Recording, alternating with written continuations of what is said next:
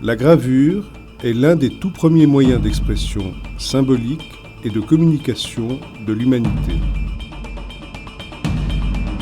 Sur tous les continents, des témoignages impressionnants de l'époque paléolithique ont été découverts sur les parois de grottes, mais aussi sur d'autres supports. Quelques milliers d'années passent et la technique de la gravure est utilisée pour la fabrication, entre autres, d'objets qui permettent de réaliser des empreintes sur divers supports et matériaux.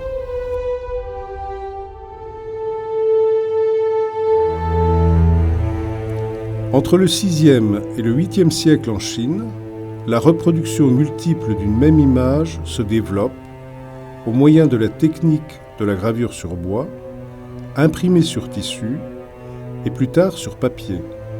Pendant des siècles, l'Asie entretiendra une riche tradition de l'estampe, adoptant différents procédés originaux. Introduite en Europe, la technique de la gravure sur bois s'en tient au tissu et au papier. Au début, elle est surtout utilisée pour imprimer des jeux de cartes et des images de saints. Peu à peu, de courts textes à caractère religieux accompagnent les images de saints, marquant ainsi l'apparition des tout premiers livres imprimés à partir de plaques de bois gravées.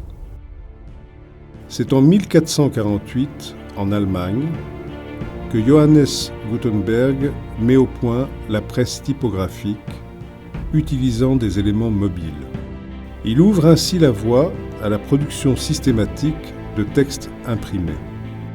La feuille de papier est placée sur le châssis qui contient le texte composé de caractères mobiles en acier.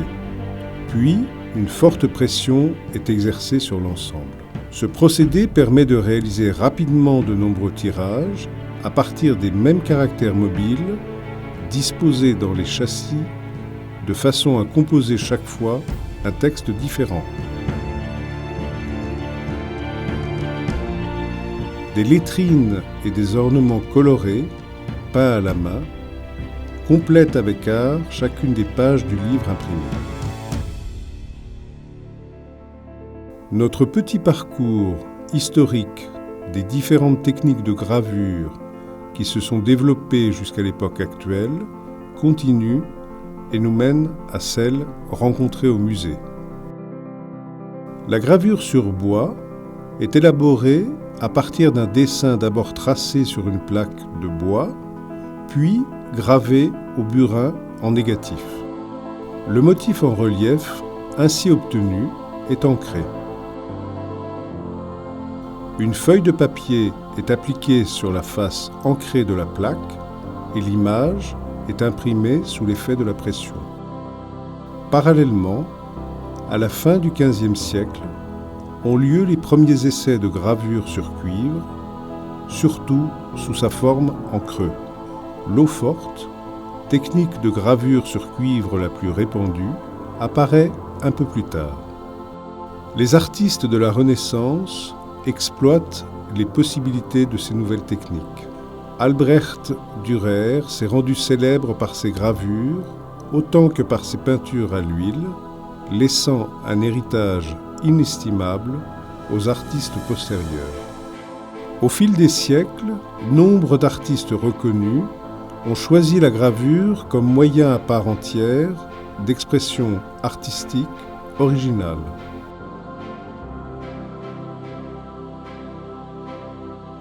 L'eau-forte se réalise à partir d'une plaque métallique recouverte de cire et dans laquelle est gravé le sujet. La plaque est ensuite immergée dans un bain d'acide. Les parties mises à découvert par le motif sont attaquées par l'acide, tandis que le reste est protégé. Une fois la cire enlevée, la plaque est ancrée, sa surface est essuyée au papier de soie, de sorte à ne laisser l'encre que dans les parties en creux. L'ensemble est recouvert d'une pièce de feutre qui permet une répartition uniforme de la pression. La plaque est ensuite placée sur le plateau de la presse. délicatement recouvert d'une feuille de papier préalablement humidifiée. Le papier absorbe l'encre et l'œuvre est imprimée. La lithographie est inventée en 1798. Elle ouvre de nouvelles voies à la gravure puisqu'elle affranchit les artistes du processus laborieux de la taille.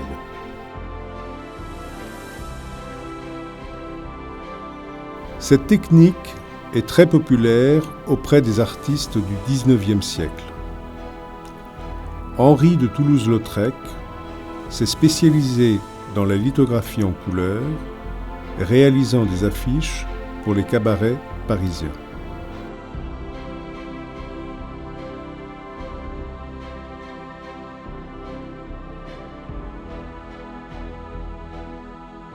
La lithographie s'obtient à partir d'un dessin tracé au crayon gras sur une plaque de pierre lisse et poreuse et sur laquelle est ensuite passé un mélange chimique.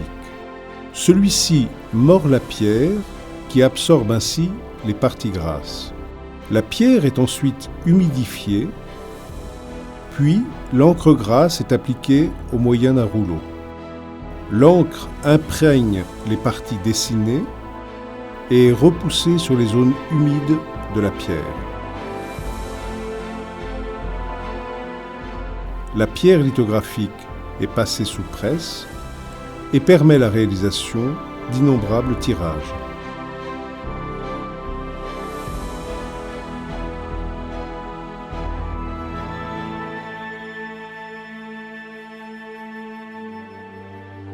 Jusqu'à la fin du XVIIIe siècle, l'art est réservé à l'élite sociale d'alors, mais le perfectionnement des méthodes de gravure contribue à élargir la diffusion des œuvres d'art.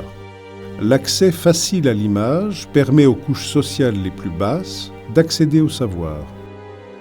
La classe moyenne, quant à elle, en profite pour faire l'acquisition d'œuvres d'art à un prix abordable. De ce point de vue, la gravure a contribué à la démocratisation de l'art.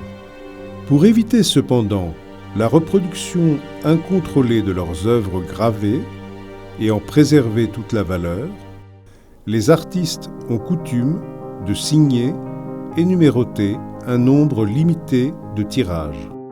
Stratis Eleftheriadis, en collaboration avec quelques-uns des meilleurs imprimeurs, a demandé à des artistes renommés de créer des gravures originales destinées à être éditées sous forme de livres, tantôt avec des couleurs lumineuses et éclatantes, tantôt avec des lignes contenues et un dessin monochrome. Les artistes y déploient leur univers intime.